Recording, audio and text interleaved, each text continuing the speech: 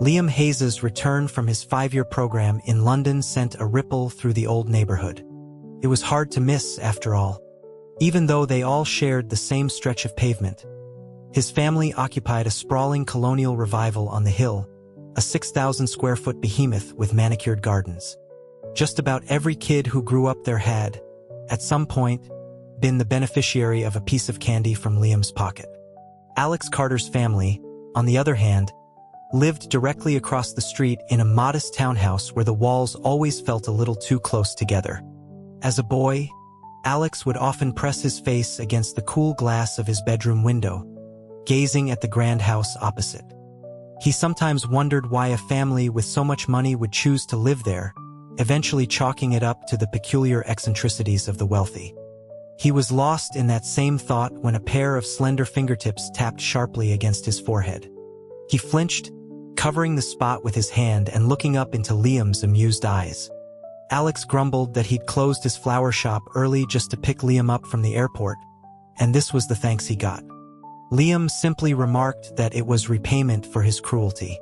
Standing just a foot away, the lanky, awkward kid he hadn't seen in half a decade had transformed into a tall, sharply dressed man.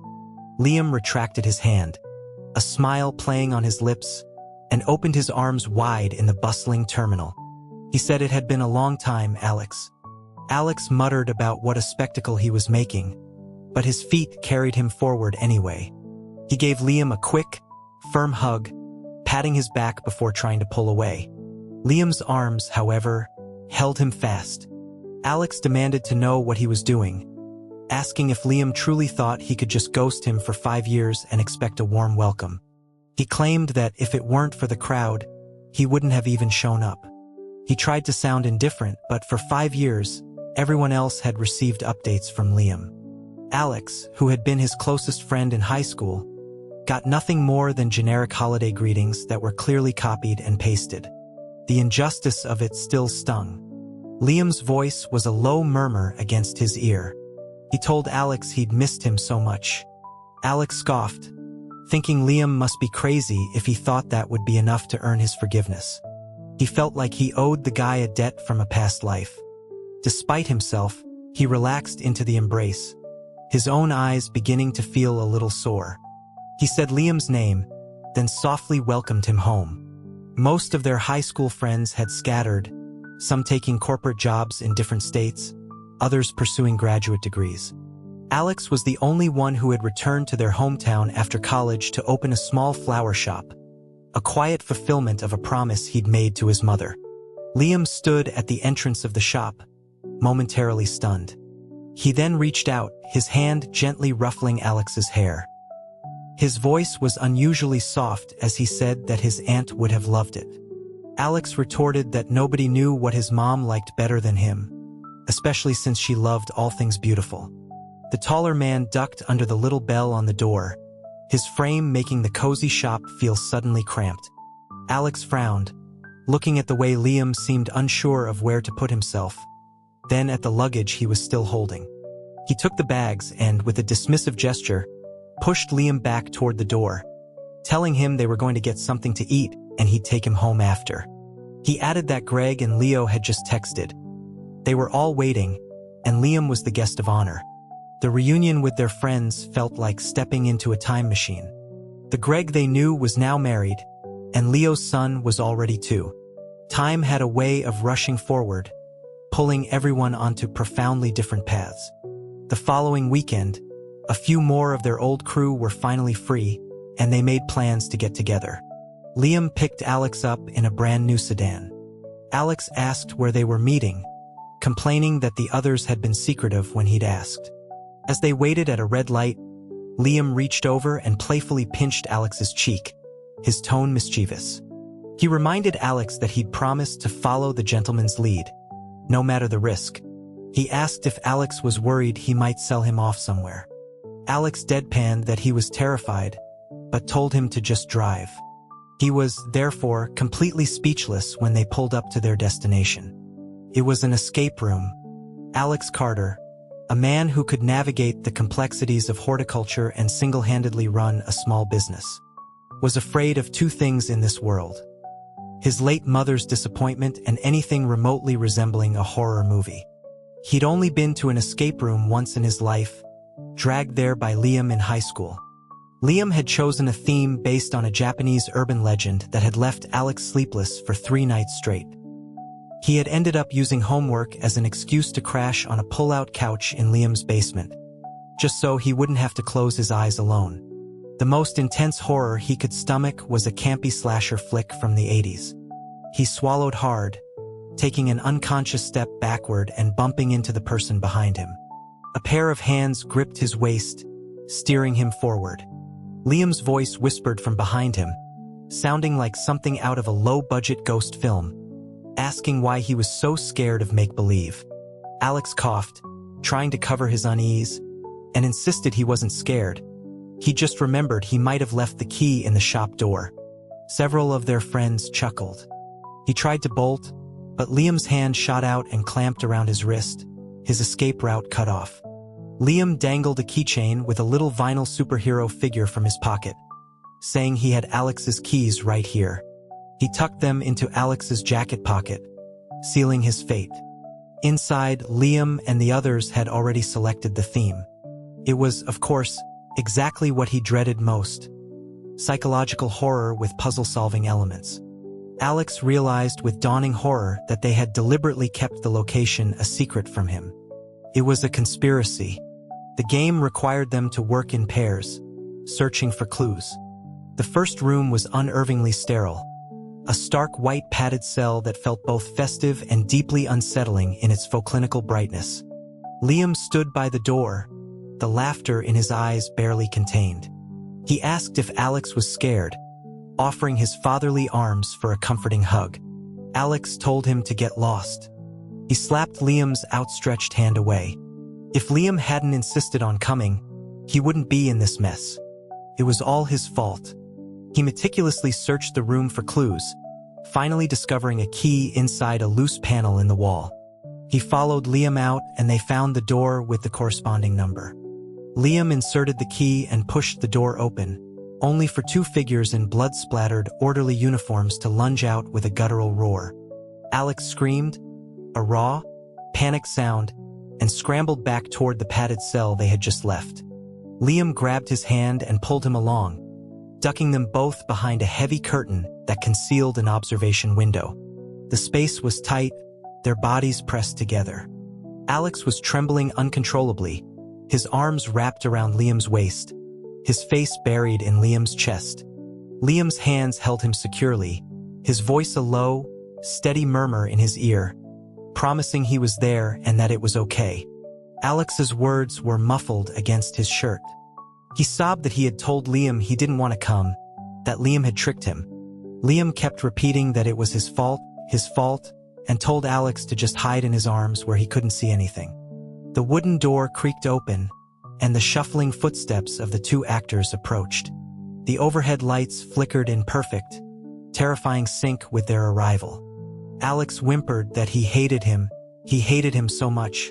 The actors, following the sound, found them. One reached out a hand to grab at Alex's shirt.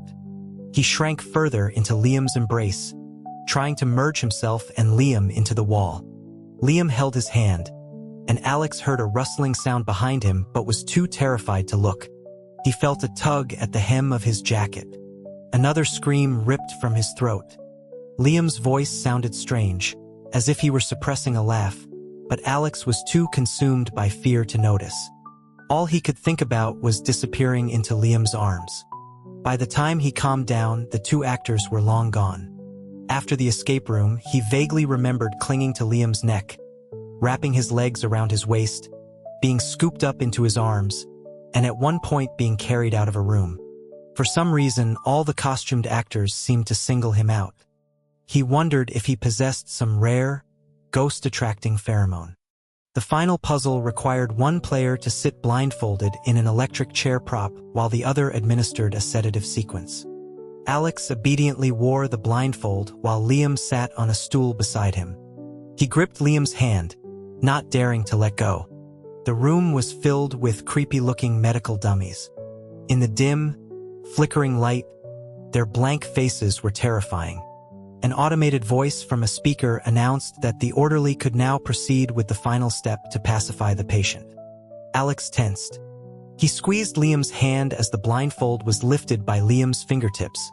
Liam's handsome face was slightly flushed. He placed one hand on the back of Alex's neck, his body leaning in close.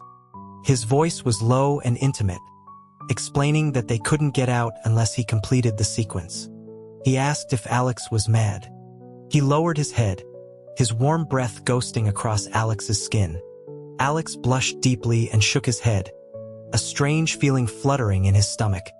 He asked quietly if they would know if he just pretended. Liam silently pointed to a small, blinking camera mounted in the corner of the ceiling. Alex's eyes widened. He couldn't believe a kiss was now a mandatory part of the game. He felt as if he'd been disconnected from society for too long. He had certainly never heard of such a rule. He finally sighed, resigned, and said he would just kiss him then. It was just a kiss between guys. It didn't mean anything. He closed his eyes and tilted his head up. In the split second before his eyelids shut, he thought he saw a flicker of triumph deep in Liam's eyes. Warm lips pressed against his, crushing down with a surprising intensity. A slick, soft tongue took advantage of his shock and slipped past his lips. Alex's mind went blank. Did you need to use tongue to solve the puzzle? Before he could process the thought, Liam shifted, pulling Alex fully onto his lap. A loud buzzer sounded, and the floor beneath the chair gave way, sending them sliding down a short chute into a darkened corridor. A door at the end popped open. Puzzle solved. When they emerged from the escape room, Alex's legs were like jelly. Liam kept a firm grip on his arm, practically holding him up. As they walked out, Alex shot him a withering glare. It was all Liam's fault for tricking him into this, leaving him weak-kneed and mortified. The two young women at the front desk covered their mouths, failing to stifle their giggles. He could still hear them as the door swung shut behind him. His social life was officially over. He looked at Liam, tall and impossibly handsome beside him, which only made his own disheveled state feel more pathetic. Annoyed, he shoved him away, telling him to keep his distance. Liam just laughed, an unrestrained sound of pure amusement, and asked if he was angry. Alex glared at him before turning to see their friends approaching. He immediately straightened his posture, his weak legs forgotten. It was bad enough being this embarrassed in front of Liam. There was no way he was letting anyone else see it. After the escape room, they all went for dinner before heading home. Alex rode back with Liam. When they pulled up to his house, Liam didn't turn off the engine. Alex turned to look at him. He was just sitting there, staring into the distance, seemingly contemplating some great mystery of the universe. Alex asked what he was thinking about. The handsome man in the driver's seat turned his gaze from the street to Alex, his expression teasing. He said he was thinking about him. Alex rolled his eyes. Liam had been pulling that same corny line since high school. Always with the thinking about you and I like you. He once gave out candy at school for a month, telling everyone Alex was his partner. They had ended up in the principal's office, forced to write a 10,000-word essay on appropriate school conduct. It had taken him 2 full days. Annoyed, Alex turned to open his door. As his hand closed around the handle, another hand covered his. On Liam's wrist was a faded, plastic Swatch watch with a childishly colorful band. It looked utterly out of place on a man who lived in a mansion and wore designer clothes. Alex commented on the watch, saying he was still wearing it and that it looked terrible. He reached to unbuckle it, but Liam pulled his arm back, tucking the watch protectively inside his cuff. He said it was the only birthday gift a certain someone ever gave him, so of course he had to take good care of it. Alex's face grew warm. He had given Liam that watch in high school. It was right after his parents' divorce. His father had left with another woman, leaving him and his mother to fend for themselves in the small townhouse. Life was a constant struggle. Then he started high school and ended up in the same class as the infamous Liam Hayes from across the street. On Liam's birthday, the whole class had brought gifts.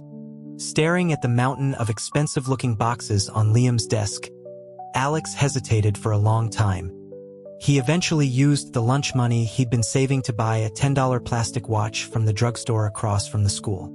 During lunch break, when the classroom was empty, he snuck over to Liam's desk, trying to figure out where to hide the cheap, boxless gift. In a textbook?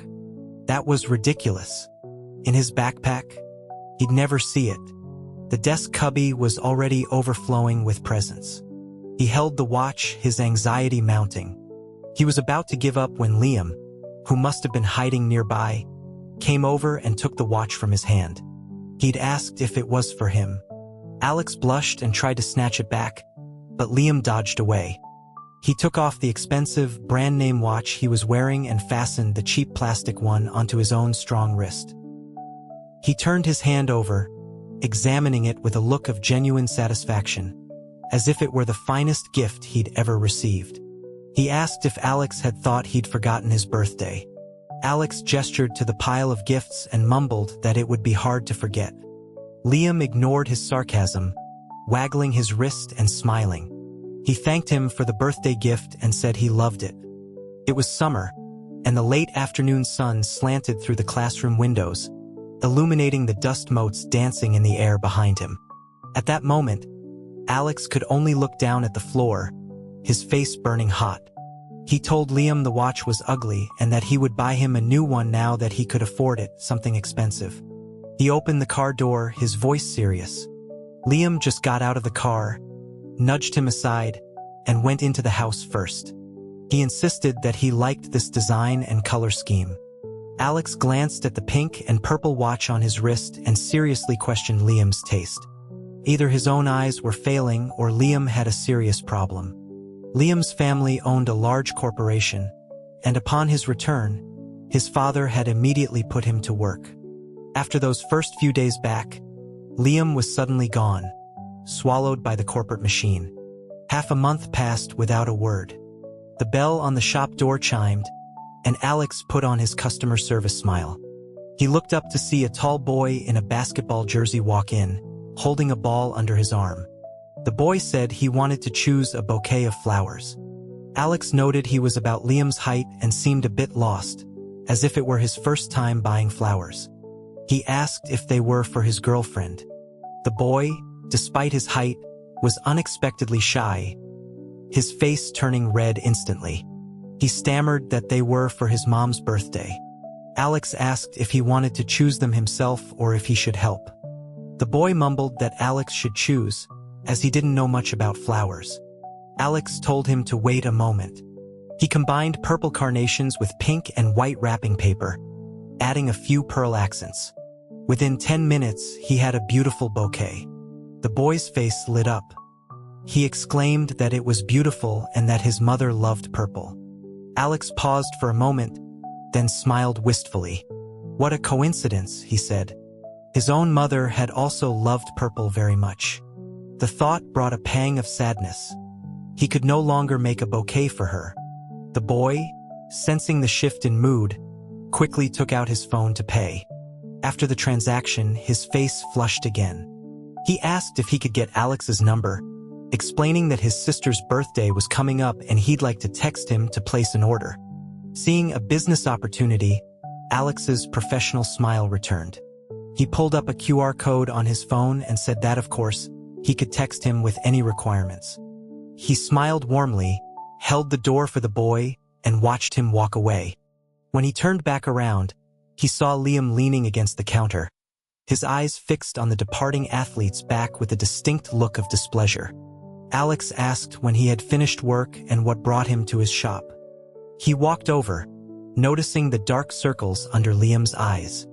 Liam straightened up and leaned into him, resting his head on Alex's shoulder.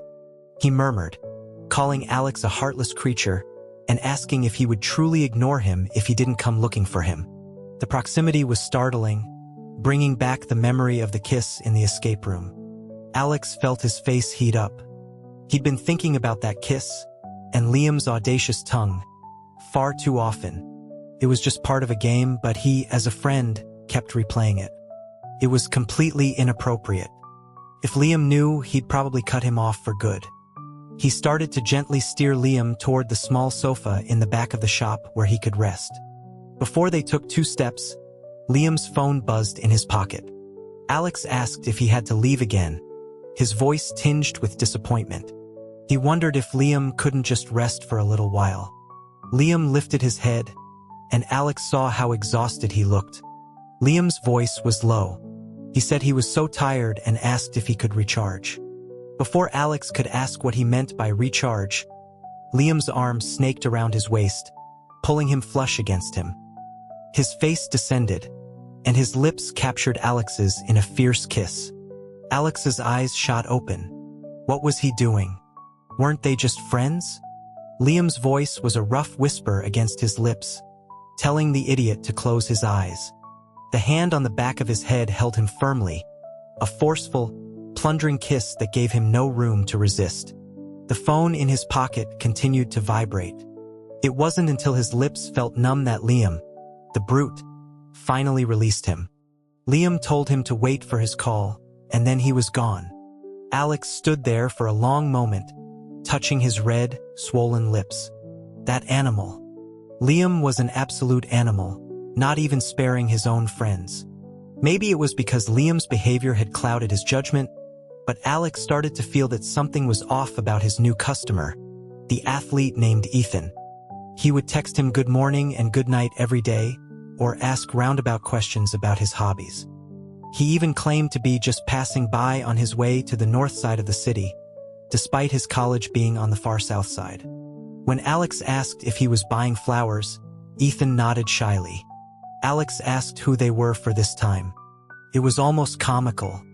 In just half a month, it seemed every member of Ethan's extended family had celebrated a birthday. First his mother, then his sister, then his cousin, his other cousin, and another cousin. Ethan claimed this bouquet was for his cousin. Alex pointed out that his cousin's birthday had been last Friday. Ethan's face turned bright red, his eyes darting around. He stammered that it was for his other cousin. Alex dryly remarked that he must have a lot of cousins. Not wanting to prolong the awkwardness, he quickly wrapped a bouquet and handed it over. As Ethan scanned the payment code, Alex gently placed a hand on his arm and sighed. He told him he wasn't interested in guys. He said the flowers were a gift from him, and that he was welcome to come back for flowers in the future, but anything more, he couldn't offer. Ethan's face fell, and his hand trembled, the bouquet slipping from his grasp and falling to the floor. The delicate petals scattered. He asked in a small voice if Alex was sure he didn't like guys. Alex confirmed that he liked girls. Ethan's voice grew louder, accusing him of lying. He said that the first time he left the shop, he had turned back and had clearly seen Alex kissing a man. Alex was stunned. He never imagined Liam's predatory act would have been witnessed. He started to explain that it was a long story, that they weren't in the kind of relationship he imagined, they were just good friends. Before he could finish, the bell on the door chimed again. Liam stood there, his expression unreadable. He had clearly been there for some time. He walked in, his arms crossed, his gaze dangerous. He repeated Alex's words with a chilling quietness. "Good friends you can kiss?" Ethan turned, but Liam's focus was entirely on Alex, who stood frozen behind the counter. This was the kind of dramatic showdown he'd only ever read about in novels. After over 20 years as a background character on Earth, he was suddenly the male lead. Ethan looked at Liam's murderous expression and insisted that a kiss didn't mean anything, that they were just friends. The word friends was practically spat out. Liam walked toward the counter, and in one swift motion, hooked an arm around Alex's waist, pulling him to his side. His voice was cold as he addressed Ethan. They'd been friends for over 10 years, he said, and now they could kiss. He suggested that maybe tonight they could even sleep together. After all, it wasn't like they hadn't done it before. He looked at Ethan with icy disdain, his fingers tracing patterns on Alex's hip. He then turned his head to look at Alex, his jaw tight, his tone laced with a challenge. He asked if that was right. Alex wanted to scream at him. He hadn't said anything. The light touch on his side was making his skin crawl. like ants marching over a sensitive spot. This jerk. He had known him for so long, and it was all just to mess with him. Alex forced a smile and nodded, playing along. He grabbed Liam's wandering hand and told Ethan that they should get going and he wouldn't see him out. Ethan took one last, long look at the two of them, then left without another word. The crushed bouquet on the floor looked even more pathetic now. Alex pushed Liam away and knelt to pick up the flowers. He had wrapped them with such care. It was a shame to see them ruined. Liam's voice was laced with acid. He asked if Alex was reluctant to see his little puppy dog athlete go. He said if he couldn't bear it, it wasn't too late to chase after him. Alex placed the bouquet on the counter, intending to salvage the petals for potpourri. He retorted that he couldn't bear it, but he was afraid if he chased after him, someone might just die from anger. Liam scoffed that only a devil would be that angry. Yet, as he watched Alex carefully handle the ruined flowers, his expression soured. Before Alex could react, Liam snatched the bouquet and tossed it directly into the trash can. He said it was already ruined, and asked if Alex was planning to keep it as an heirloom. Alex, both angry and amused, said he was going to save them for potpourri. When Ethan had left, the bell had fallen silent. The shop was quiet. Alex's mind replayed the feeling of Liam's lips on his that day. The temperature in the room seemed to rise, and he unconsciously licked his dry lips. Liam's voice cut through the silence. He pointed out that Alex's face was very red. Alex lifted his head, ready with a retort, but he saw that Liam's own face was flushed a deep crimson. A bold idea took root in his mind. He challenged Liam directly, telling him to just admit he liked him instead of acting so jealous. Liam, the proud young man, would surely never admit it. Then Alex could laugh it off and wouldn't have to worry about how to reject his best friend. But the Liam who had spent years abroad was no longer the boy who hid behind bravado. He said yes, he liked Alex. He admitted he was jealous when Ethan confessed to him, and now he felt terrible. Alex was completely floored. A direct hit. Liam continued, his voice serious, his dark eyes intense. He said he knew what Alex was doing, trying to get him to deny his feelings out of pride so Alex could continue to play dumb. But everything else was negotiable. Liking Alex was not. He asked Alex why. Weren't they fine as friends? Liam's answer was a vehement no. He reminded Alex of a conversation before he left for London. He had asked Alex if he would want to be with him forever. He had given Alex a choice. They could be friends for life. He gave him 5 years to think without interference or pressure. He had even been prepared for Alex to be married when he returned. But what about him? If he didn't like him, why had he never dated anyone? Why wasn't he married? He knew how much Alex longed for the warmth of a family, so why was he still alone? The barrage of questions shattered Alex's carefully constructed defenses. Liam's words were a direct assault on years of pretense. It was true. He liked Liam.